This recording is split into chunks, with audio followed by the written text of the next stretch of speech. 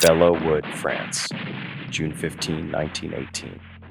The dead don't usually update their diaries, but Tommy Hayes had been writing new entries for 3 days after the sniper killed him.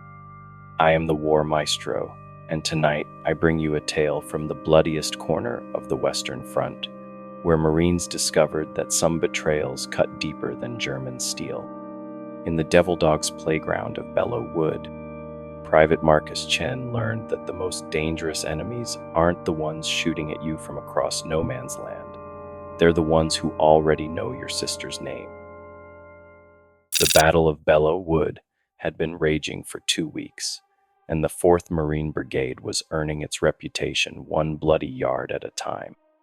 German machine gun nests riddled the ancient hunting preserve, and every advance cost them Marines they couldn't afford to lose. The Devil Dogs, as the Germans had dubbed them, were proving that American fighting spirit could match European brutality, but the psychological toll was mounting faster than the casualty reports. 2nd Squad. 1st Platoon had been tasked with clearing the southeastern approach to the wood, a seemingly routine reconnaissance mission that had turned into 3 days of house-to-house fighting through abandoned French farmsteads. Sergeant Dutch Morrison, a leathery veteran of the Philippines, led his 8 Marines with the calculated precision of a man who'd seen too many young faces disappear into foreign soil. Private Marcus Chen sat in the ruins of what had once been a prosperous farmhouse, methodically cataloging the personal effects of Corporal William Tommy Hayes. 3 days earlier, Tommy had been Marcus's fire team leader, the Boston Irish kid who'd taken the Chinese-American recruit under his wing when the other Marines made their opinions known about fighting alongside Charlie Chan. Now Tommy was another name for the casualty. Reports. And Marcus was alone with his friend's belongings, and a growing sense that something wasn't right about their mission. The wallet felt heavier than it should have as Marcus opened it, expecting to find the usual collection of letters from home and photographs of sweethearts. Instead, he found a family portrait that made his blood freeze. There was his own family, posed in their Sunday best in San Francisco's Chinatown, but standing beside his sister May was a tall young man in a German uniform, his arm casually draped around her shoulders. The stranger had Tommy's face. Marcus flipped the photograph over, his hands trembling. In his father's careful handwriting, Chen family, August 1916. But Marcus had met Tommy Hayes for the first time at Paris Island in February 1917. Tommy had never been to San Francisco. Tommy had never met his family. Yet there he was, smiling Tommy's gap-toothed grin, wearing the enemy's uniform. Marcus pocketed the photograph and grabbed Tommy's journal, expecting to find the usual soldier's complaints about mud and rations. Instead, he found fresh entries written in Tommy's unmistakable handwriting, documenting something called Operation Doppelganger. The leather-bound diary had been Tommy's constant companion, a gift from his mother before shipping out. Marcus had seen him writing in it countless times, always careful to shield the pages from prying eyes. Now, as he flipped through the familiar scrawl, his stomach dropped. June 13th, Tommy's last day alive. The handwriting was shaky, rushed. Subject Chen exhibits desired psychological markers. Berlin training proving effective. Facial reconstruction surgery on asset W7. Healing well. Nearly indistinguishable from original identity. June 14th, the day after Tommy died, the handwriting was steadier. Phase 1 complete. Chen discovered photograph as predicted. Conditioning triggers responding normally. Subject shows no awareness of previous identity as Wilhelm Chen, recruited Berkeley 1915. June 15th, today's date. The handwriting was clinical. Doppelganger protocol proceeding ahead of schedule. Subject's American identity, now dominant personality. Recommend advancing to Phase 2 per Berlin Directive 347B. Marcus felt his hands trembling as he read the impossible words. These weren't Tommy's thoughts about home or war. They were intelligence reports about psychological manipulation, about him. He flipped back through earlier entries, his horror growing with each page. What he'd assumed were personal reflections were actually detailed behavioral assessments. May 30th. Subject responds to protective bonding techniques. Cultural isolation among unit makes him dependent on handler relationship. Note: mother's letters arriving on schedule from Chinatown contacts. June 20th. Family photograph placement successful. Subject shared details of Sister May's correspondence with German exchange student Wilhelm. Cover identity holding. Chen has no memory of writing those letters himself. June 8th. Psychological conditioning from Facility 7 remains stable. Subject demonstrates complete personality suppression. Original Wilhelm identity successfully buried beneath Marcus Chen persona. Ready for activation sequence. The entries reference training facilities in Berlin, surgical procedures to alter facial features, and something called deep personality burial that made Marcus's skin crawl. Tommy hadn't just been studying him, he'd been documenting the success of some kind of German mind control experiment. But Tommy was dead. Marcus had seen the body, helped carry it back to their lines. So who was continuing these reports? The sound of boots on broken glass made Marcus slam the diary shut.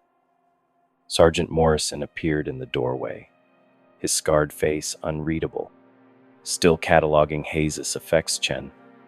We need you on perimeter watch. Intelligence reports suggest German infiltrators in the area. Marcus nodded, shoving the diary into his pack. As he followed Morrison outside, one phrase from the entries echoed in his mind. Original Wilhelm identity, successfully buried beneath Marcus Chen persona. What if Marcus Chen wasn't his real name at all? The German sniper's bullet had missed Marcus by inches, and now he was hearing Tommy's voice calling from no man's land, reciting conditioning phrases from Facility 7 that made Marcus's suppressed memories stir like something clawing to get out. Night watch in the Belleau Wood was a game of nerves, where every shadow could hide death and every sound might be your last warning. Marcus crouched in the forward observation post, scanning the twisted remains of trees for muzzle flashes. The diary's references to Berlin Directive 347B and activation sequence gnawed at him like infected wounds. Marcus. The voice drifted across no man's land, soft and familiar. Der Kirschbaum blüht am Winter. Marcus froze. Tommy had just said, the cherry tree blooms in winter, in perfect German. But the phrase triggered something deep in his mind. A flash of memory involving a white room, electrodes, and a man in a lab coat repeating those exact words. Phase 2 conditioning protocols are now active. Tommy's voice continued in English, but with clinical precision that didn't match his usual Boston casualness. Subject W7, acknowledge trigger sequence activation. W7, Wilhelm 7. The designation meant something, Marcus was certain, but the memory slipped away like water through his fingers. Your sister May sends her regards from the Facility 7 correspondence program. She's been very helpful in maintaining your emotional anchor points to the Chen family identity. The voice was getting closer, and with it came the detail that made Marcus's world tilt. Tommy pronounced May's name, Ma-E, the German pronunciation. Tommy was from Boston. He'd never said it wrong before. Recall Protocol Omega is now in effect. You will experience memory fragments from your previous identity. Do not resist. The personality integration process requires voluntary acceptance of your original Wilhelm Chen consciousness. Through his rifle scope, Marcus saw a figure moving between the shattered trees. The silhouette wore a German uniform, but the face beneath the helmet was Tommy's. As it drew closer, Marcus could see that Tommy was carrying something that looked like the conditioning device described in the diary, a small mechanism that emitted specific frequency tones. The psychological barriers Dr. Vogel installed are breaking down ahead of schedule, Tommy called out. Combat stress accelerates the process. You're remembering things the Marcus identity was never supposed to know, aren't you?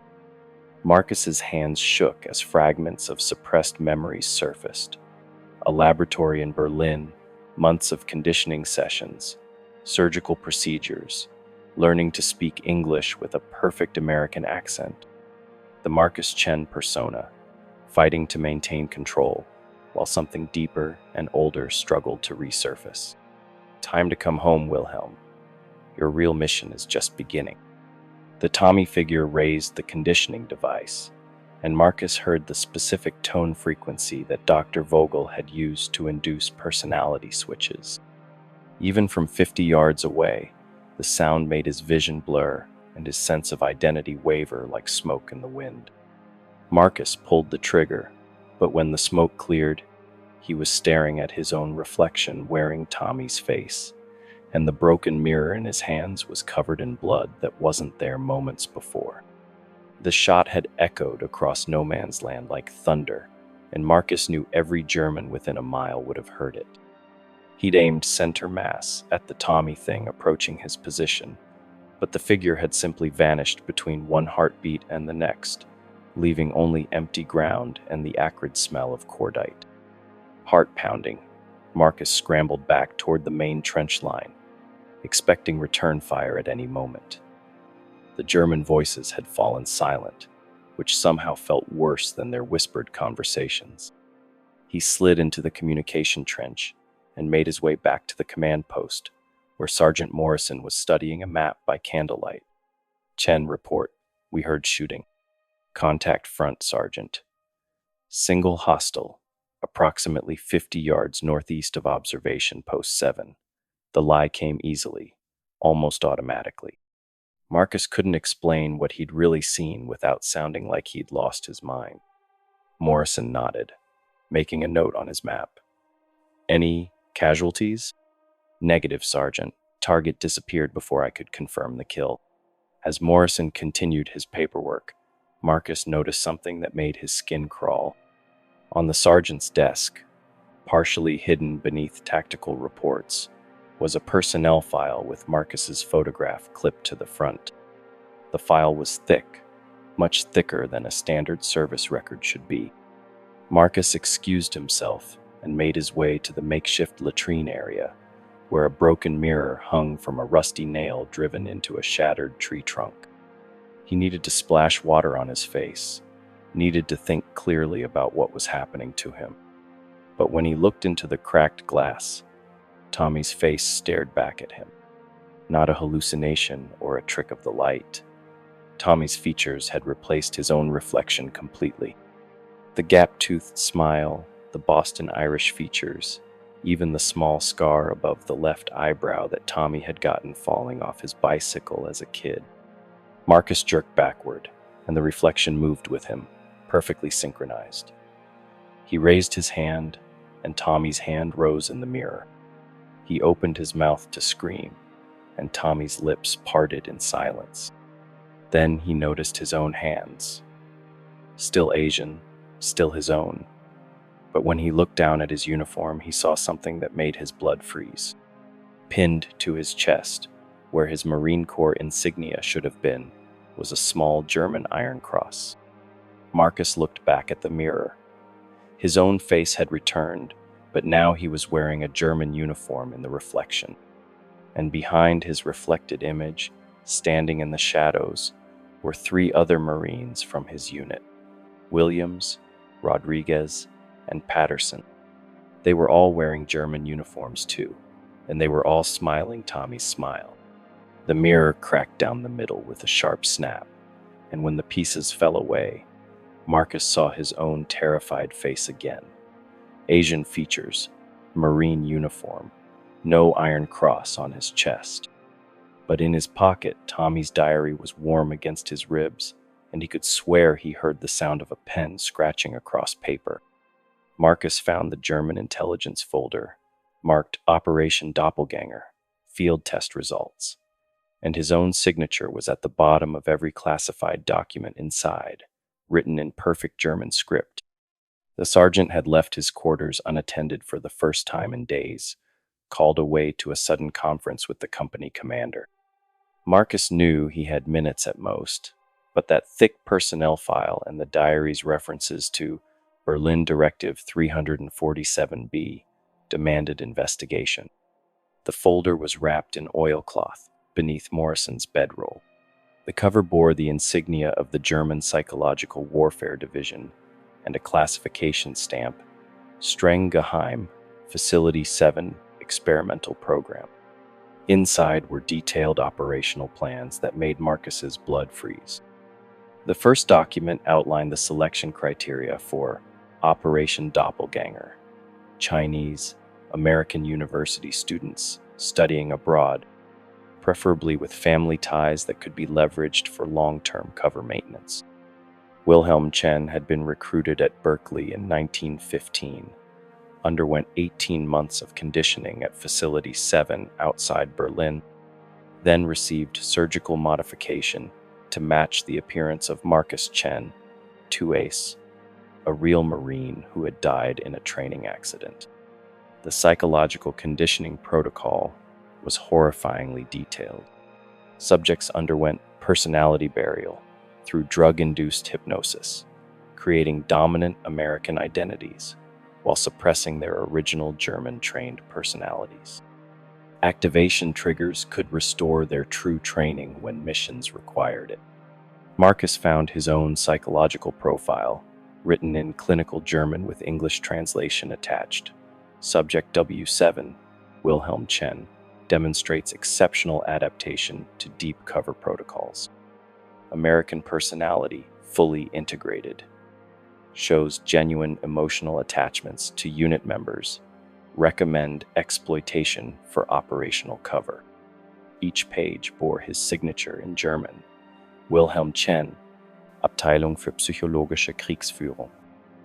The final section detailed the Belleau Wood mission objectives.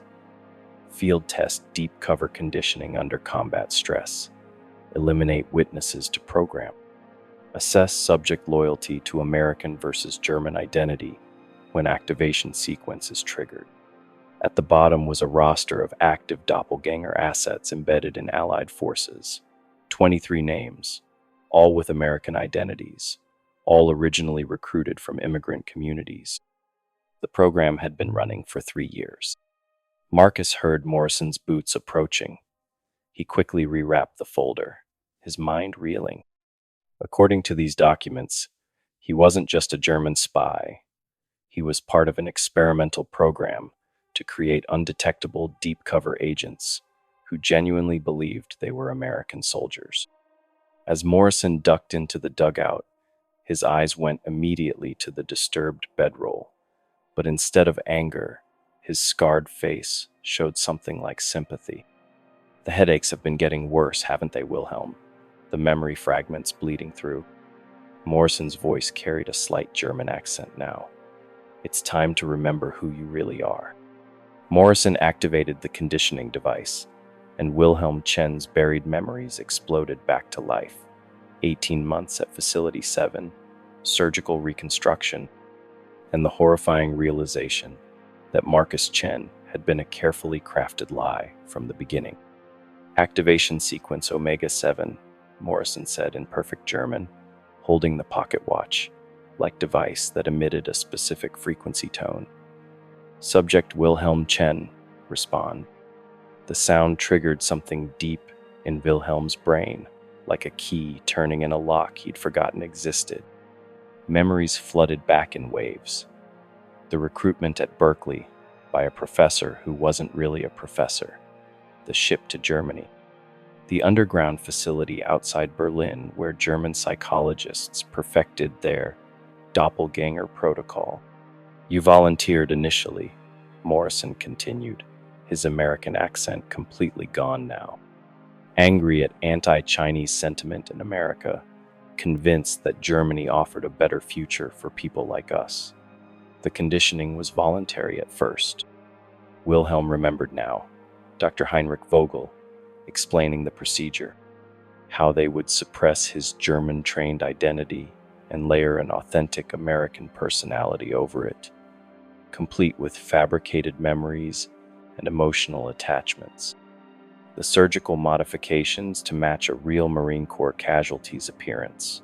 Months of psychological conditioning using new techniques developed specifically for deep cover operations. The Marcus Chen identity was built from extensive research, Morrison explained, removing his facial prosthetic to reveal the blonde German officer beneath. We studied the real Marcus for months before his training accident. Your sister May was recruited as an unwitting asset. Her letters to Wilhelm the exchange student helped maintain your emotional connections to the Chen family. The most horrifying part was how real it had felt. Wilhelm's love for his adoptive squad, his genuine fear during combat, his heartbreak over Tommy's death, all authentic emotions experienced by the Marcus personality, even though that identity was completely artificial. Tommy Hayes was your original handler, but his death forced us to accelerate your awakening. The psychological barriers between Wilhelm and Marcus were breaking down anyway. Combat stress often causes personality bleed-through in doppelganger subjects. Wilhelm touched his face, remembering the careful surgical work that had reshaped his features. Everything about Marcus Chen had been a lie, but the emotions, the friendships, the loyalty to these Marines, that had somehow become real. 23 doppelganger assets are currently active in Allied forces. Morrison continued. You were our most successful integration. Even we weren't certain which personality would emerge when activated. Wilhelm looked toward the dugout where his squad mates slept, and felt Marcus Chen's protective instincts warring with Wilhelm's mission programming. The conditioning was designed to make the subject choose their original loyalty when activated. But sometimes, even the best psychological warfare programs produce unexpected results. Wilhelm Chen walked back to his sleeping squad mates, the explosive device warm in his hands, but it was Marcus Chen who wrote the final diary entry that would haunt historians for decades. The Marines of 2nd Squad lay scattered around their dugout like children, exhausted by weeks of constant combat. Williams clutched a photograph of his mother. Rodriguez's rosary was wrapped around his fingers. Patterson had fallen asleep, reading a letter from home. Wilhelm moved between them silently, his German training making him invisible even in the cramped space. The explosive would kill them all instantly, eliminating the witnesses to his infiltration while providing perfect cover for his extraction. But as he knelt beside Williams, something made him pause. The young Marine had been kind to Marcus Chen, sharing his rations when food was scarce, covering extra guard duty when Marcus had fallen ill. The persona he'd worn for so long wasn't just a disguise anymore. It had become real, with real friendships, real loyalty. Wilhelm pulled out Tommy's diary and began to write, his hand moving automatically. Phase 3 complete. Subjects eliminated as ordered. Psychological conditioning successful beyond expectations. Recommend immediate extraction before emotional attachments compromise operational security. Agent maintains perfect cover. Even he believes he is experiencing supernatural phenomena rather than remembering his true identity. Wilhelm Chen, German Intelligence Corps, Deep Cover Division. But even as he wrote the words that would condemn his squad mates, Wilhelm found himself adding a final line in Marcus Chen's handwriting. Some soldiers fight for their country. Others just remember which country they're really fighting for. Tonight, I remember who I really am. Wilhelm set the explosive device to a 10-minute delay and placed it carefully beside the sleeping Marines. Then he walked out into the pre-dawn darkness of Belleau Wood, leaving behind the only family he'd ever known. Behind him, the device ticked quietly in the darkness. Ahead of him, German voices called softly from the tree line, welcoming him home. But Wilhelm Chen never reached the extraction point. When the explosion lit up the night sky 10 minutes later, it consumed only one person, a Chinese-American Marine who had died protecting his squad mates from a German saboteur who looked exactly like him. The diary was found in the rubble, its final entries raising questions that military intelligence would classify for 70 years. The photograph of the Chen family was never explained, and Mei Chen spent the rest of her life wondering why her brother's letters from France had started arriving 2 weeks after the War Department reported him killed in action. Some betrayals run so deep that even the betrayer forgets which side he's really on. If this classified report from the War Maestro's archive left you questioning your own memories, it's time to enlist in our investigation. Check your family photographs. Make sure there aren't any faces you don't recognize. And subscribe to help us decode more buried military secrets. Hit that notification bell, because you'll want to be alerted when we uncover the next doppelganger file. Share this story with fellow truth seekers who understand that the most terrifying warfare happens inside your own mind. Remember, some identities are never meant to be remembered, but ours are still watching.